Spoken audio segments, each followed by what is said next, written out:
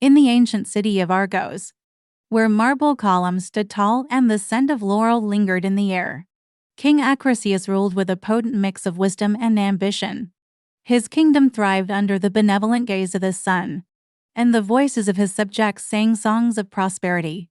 Yet, beneath this facade of grandeur, a haunting prophecy loomed over Perseus's reign like a dark cloud on the horizon. Perseus, blessed with a single child, Danae, found no solace in her presence.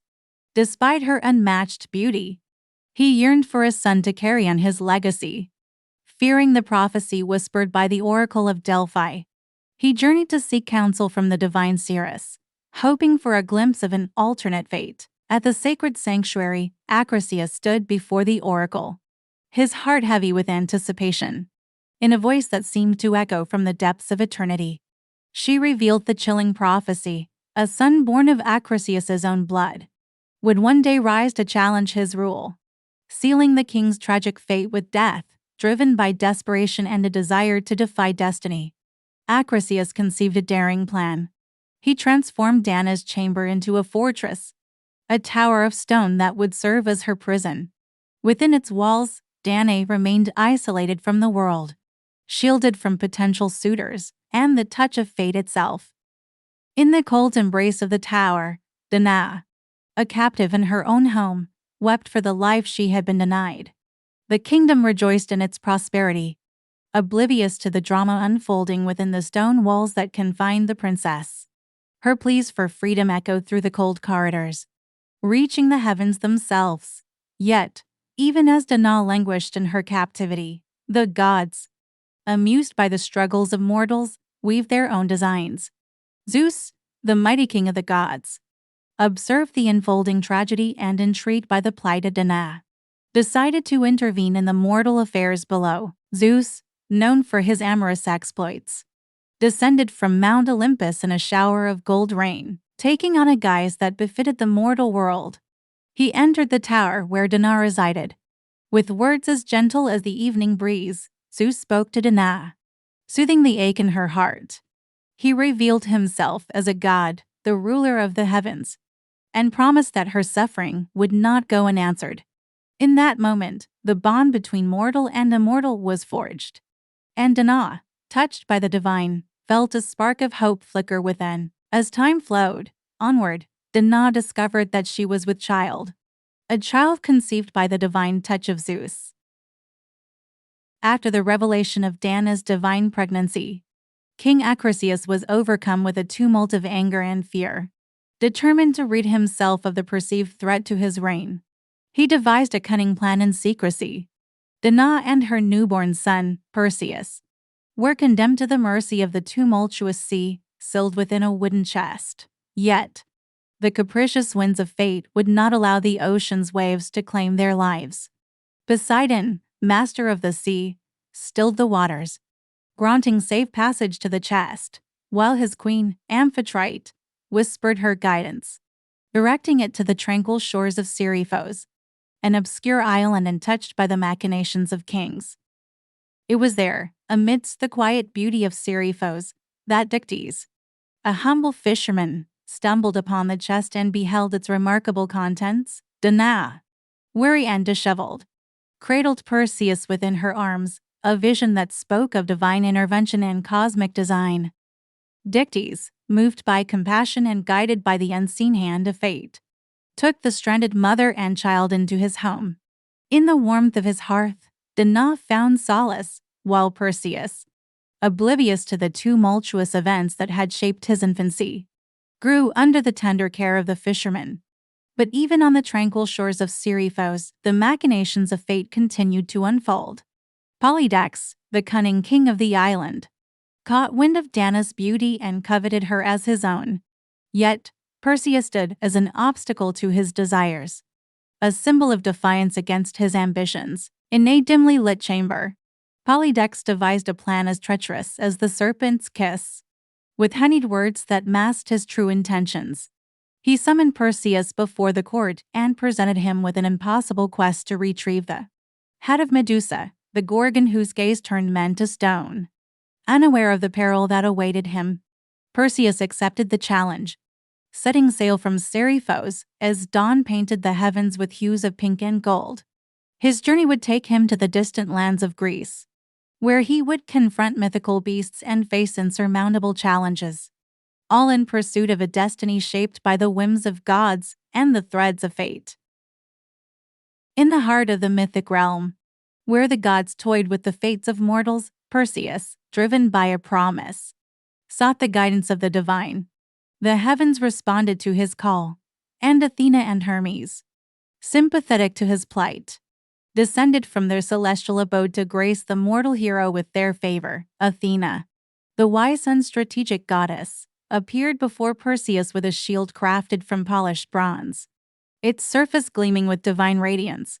She presented it to Perseus, explaining its purpose as protection against the deadly gaze of the Gorgon. Perseus, Athena's voice resonated with prophecy. Take this shield, crafted by Hephaestus, peer into its surface when you confront the Gorgon, and you shall see her reflection, avoiding her lethal power. With gratitude, Perseus accepted the shield, feeling emboldened by the divine gift bestowed upon him by the goddess of wisdom. Hermes, the fleet-footed messenger of the gods, appeared before Perseus with a sword shimmering with an otherworldly glow. He explained that it was forged by Hephaestus and imbued with the essence of destiny, sharp enough to cut through the Gorgon's scales. Wield it with courage, Hermes said, and may its swiftness be your ally in the face of danger. Armed with the shield and sword, Perseus felt a surge of determination coursing through him as he prepared to embark on his perilous journey. Before setting out, Hermes revealed crucial knowledge. The cave where the Gorgons dwelled could only be found with the guidance of the Graeae sisters, ancient beings residing in a land shrouded in twilight. Guided by Hermes, his path eventually led him to the Graeae, three ancient sisters who shared a single eye and a single tooth, keepers of the threads of destiny. Perseus, demonstrating a cunning wit, approached the sisters with respect and trepidation. In a daring move, he seized their single eye and tooth, holding them hostage for the information he sought. The Graeae, bereft of their senses, yielded to the mortal's cunning. The stolen eye and tooth compelled them to unveil the nymph's abode. Guided by the Graea's revelations, Perseus ventured further into the mystical unknown, his determination unwavering as he sought out the nymphs who could aid him in his quest. In a secluded grove hidden from mortal eyes, Perseus encountered the nymphs, ethereal beings with an intimate connection to the natural world. Perseus, the nymphs spoke in a chorus of voices that echoed through the sacred grove. Take these sandals. They shall carry you on the wings of the wind to the lair of the Gorgons, hidden on the distant island of the Hesperides. The location now revealed to him. Perseus sailed towards the island of Hesperides. The island stood as a sentinel guarding the secretive lair of the dreaded Gorgons, hidden amidst its rugged cliffs. And deterred by the haunting atmosphere, Perseus, embodying unwavering determination, pressed forward into the unknown depths. Each step he took was measured, cautious, as if treading upon the threshold of an ancient beast's maw. Yet, with resolve etched upon his features, Perseus ventured further into the labyrinthine cave, guided by the flickering light that danced upon its walls. Within the heart of the cavern, Medusa, the formidable Gorgon, awaited, her serpentine locks hissing with a venomous intent that permeated the air. Her eyes, the harbingers of petrification, gleamed with a predatory hunger. As tension thickened within the cave, Perseus stood poised for battle, his senses attuned to the slightest movement of his adversary. With strategic prowess, he wielded the mirrored shield, deflecting Medusa's deadly gaze with a fluid grace that belied the peril of their encounter. Utilizing the mirrored shield, with strategic prowess, Perseus deftly avoided Medusa's petrifying gaze. The divine sword, an extension of his determination, struck with lethal precision. The battle was a dance of strategy and skill, a clash between mortal and monster in the heart of the Gorgon's domain. With a final, decisive blow, Perseus severed Medusa's head from her serpentine shoulders, triumphantly holding it aloft as a testament to his victory over the ancient terror. Yet, as the echoes of battle faded, a surreal transformation unfolded within the cavern's depths. from Medusa's blood-birthed Pegasus, the majestic winged horse, and Chrysaor, the formidable golden giant. As Perseus emerged from the Gorgon's lair, the island's eerie silence seemed to acknowledge the transformative events within its depths. The hero, armed with the divine gifts and accompanied by mythical companions, faced the next chapter of his odyssey, the lair of the Gorgons, now as silent witness to the clash of mortal and monster, faded into the background as Perseus embarked on the continuing tapestry of his mythic quest. On his way back towards home, Perseus came to Ethiopia. In the kingdom of Ethiopia, a foreboding sea monster terrorized the land, casting a dark shadow over the once thriving realm. Desperation loomed as the Oracle of Delphi declared that sacrificing the kingdom's princess Andromeda was the only solution to appease the gods and end the monstrous threat. Perseus, a stranger in a land gripped by fear, arrived at Ethiopia and, to his surprise, fell deeply in love with the captive princess. His heart stirred with newfound emotions as he vowed to rescue her from the impending sacrificial fate. Perseus, armed with gifts from the divine, a polished bronze shield from Athena and a swift sword from Hermes, strode purposefully into the battlefield.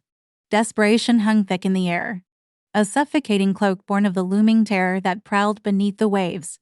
Preparing for battle, Perseus went to the rocky ledge by the sea where Andromeda was chained to the cliff, and waited beside her until the snake came for its prey and then cut the monster's head off. As it rose to strike Andromeda, with the swiftness of a god-touched warrior, he delivered the decisive blow, severing the sea monster's head from its colossal form, and the headless serpent dropped back into the water. The collective gasp of the onlookers transformed into jubilant cries as Andromeda, freed from her chains, stood amidst the chaotic aftermath, a beacon of salvation. As the kingdom rejoiced, the decision was made to honor Perseus and Andromeda's love through marriage. With Andromeda beside him, Perseus sailed back to the island of Seriphos. But the journey back to Seriphos was not merely a return. It was a reckoning. Perseus, having completed his Herculean tasks, discovered a kingdom marred by the tyranny of Polydex. Yet, even more distressing was the revelation that his mother, Danae, had sought refuge within the sanctuary of Athena to escape the wrath of the usurping king after she refused to marry him. Guided by a sense of duty and fueled by righteous anger, Perseus traversed the familiar yet altered landscapes of Seriphos, hastening toward the temple where his mother sought solace. As he approached the sacred halls of Athena, a palpable aura of impending reckoning hung heavy in the air, heralding the confrontation to come. Within the temple's sanctum, mother and son reunited, their bond a beacon of strength amidst the darkness that shrouded their homeland. Danae's eyes reflected a mixture of fear and hope, as Perseus pledged to confront the source of their suffering and restore justice to their kingdom. News spread like wildfire through the island of Polydec's grand banquet, a symbol of his opulence and tyranny. Fueled by determination, Perseus embarked on a journey to confront the tyrant, his heart heavy with the weight of his people's suffering. Arriving at the banquet hall, Perseus stood at the threshold of confrontation, his resolve unyielding. In a clash of worlds, divine wrath collided with mortal decadence as he faced Polydex. Amidst the lavish display of the banquet, with a swift and resolute gesture, Perseus drew forth the head of Medusa. The Gorgon's gaze silencing the hall as revelers were turned to stone statues, frozen in time by the power of her petrifying stare. Among them, Polydex himself met his fate, transformed into a statue of his own arrogance. In the aftermath of the banquet's chaos, Perseus stood amidst the silent witnesses of the petrified guests, a silent victor in the battle for justice. With the island liberated from tyranny, he entrusted the throne to Dictys, a man of empathy who would lead with compassion and understanding, ensuring a brighter future for their kingdom. Thus, Perseus fulfilled his destiny, bringing light to the shadows of Seriphos and heralding a new era of peace and prosperity. After some time, Perseus, Andromeda, and Danae returned to the city of Argos with hopes of reconciliation, driven by the passage of time and the belief that Acroseus, Perseus's grandfather, might have softened over the years of separation. However, Acrisius, upon learning of Perseus's return, was consumed by fear of the prophecy that foretold his demise at the hands of his own grandson. This fear drove him to flee the city, avoiding a confrontation with Perseus and the ominous destiny that loomed over them. Disappointed by his grandfather's avoidance, Perseus remained in Argos until news of an athletic competition in Larissa reached him. Seeking distraction and a chance to prove himself, he decided to participate in discus throwing. Little did he know, this innocent endeavor would lead to tragedy. In Larissa's bustling arena, amidst the anticipation of the crowd, Perseus hurled the discus with all his might. However, fate intervened, causing the discus to stray from its intended path and strike unsuspecting spectators. Among them was Acrisius, who had unwittingly become the target of his own fate. As the amphitheater fell silent in shock, Acrisius succumbed to the fatal blow, fulfilling the very prophecy he had sought to evade. Perseus, burdened by the unintended consequences and the realization of destiny's inexorable hand, stood amidst the chaos, grappling with the tragic outcome of his actions.